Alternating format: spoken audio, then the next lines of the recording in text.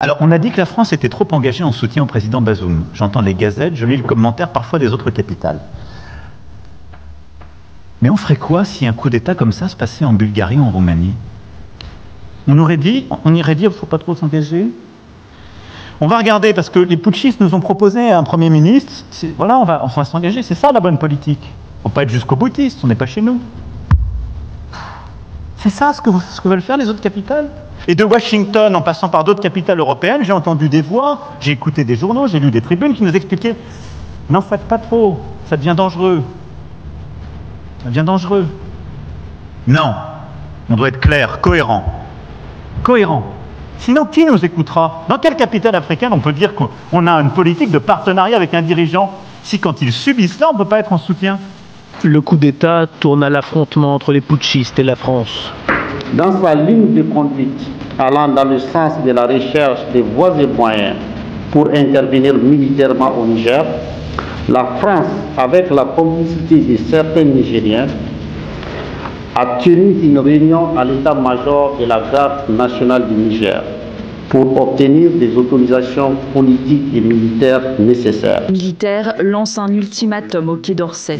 La junte donne 48 heures à l'ambassadeur de France au Niger pour quitter le pays. Les autorités compétentes nigériennes ont décidé de retirer leur agrément à M.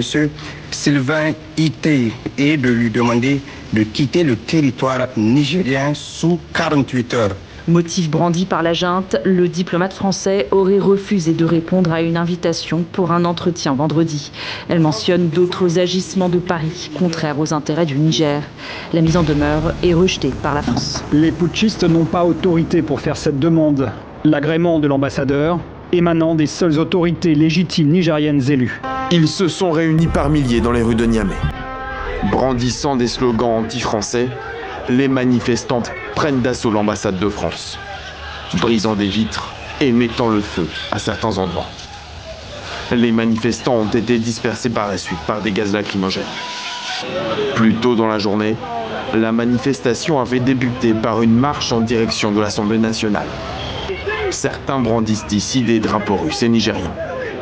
Ils demandent de laisser la gestion du pays aux mains des militaires.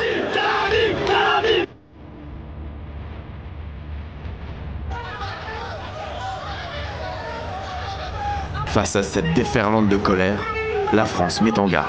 Les forces nigériennes ont l'obligation d'assurer la sécurité de nos emprises diplomatiques et consulaires au titre des conventions de Vienne. Nous les appelons instamment à remplir cette obligation que leur impose le droit international.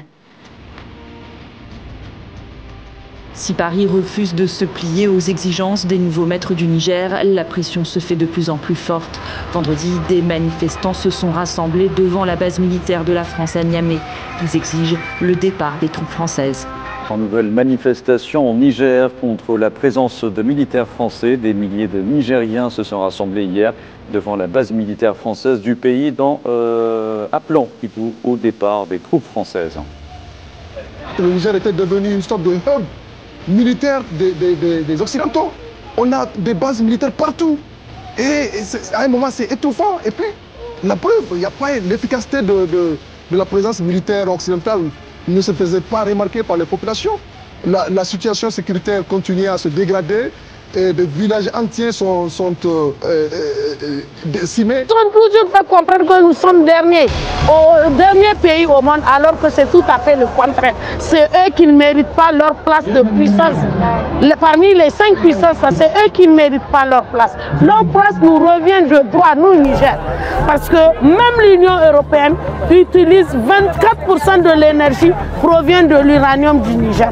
Nous savons très bien que après le coup d'État, après la CEDEAO, l'Union africaine, la France s'est ingérée beaucoup dans cette affaire, jusqu'à aller très loin. Donc c'est pour cela que nous sommes venus, puisqu'on a demandé à leur ambassade de quitter et on a demandé aussi aux 1500 soldats qui sont sur notre territoire de quitter. Alors nous sommes venus pour cette détermination. Je pense que notre politique est la bonne.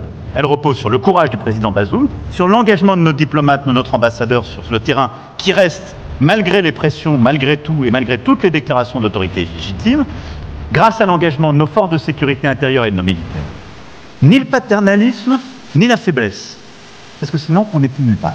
C'est un comportement de mépris Et cela n'est pas acceptable. Ce n'est pas acceptable. Et nous attendons simplement que ce partenaire non, on va dire, non valable, quitte notre pays le plus rapidement possible. Sylvain Ité, persona non grata, tout comme les militaires français. Un sentiment largement partagé par la rue. Depuis plusieurs jours, ils sont des milliers devant la base de l'armée nigérienne où sont déployés une partie des quelques 1500 soldats français pour manifester leur rejet de l'Hexagone. Je pense qu'il faut intervenir d'une manière ou d'une autre, quoi qu'il arrive. La question qui est posée, la France, vous voulez dire? D'une manière ou d'une autre, il faudra intervenir tout simplement pour 3 raisons précises.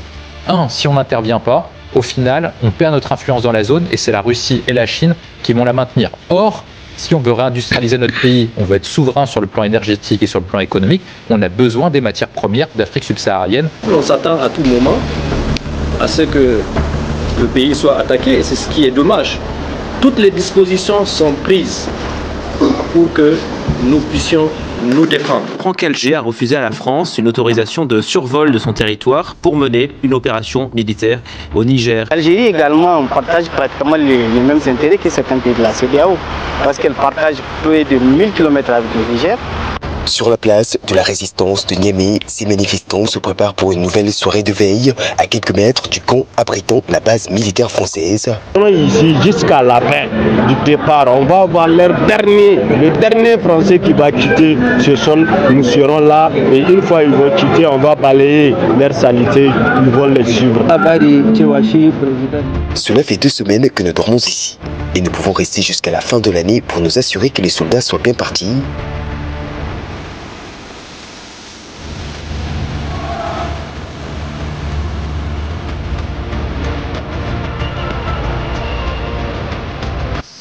Je veux juste passer que les Français qui trouvent tout le territoire, on n'a pas besoin d'eux. Il y a la résistance à continuer.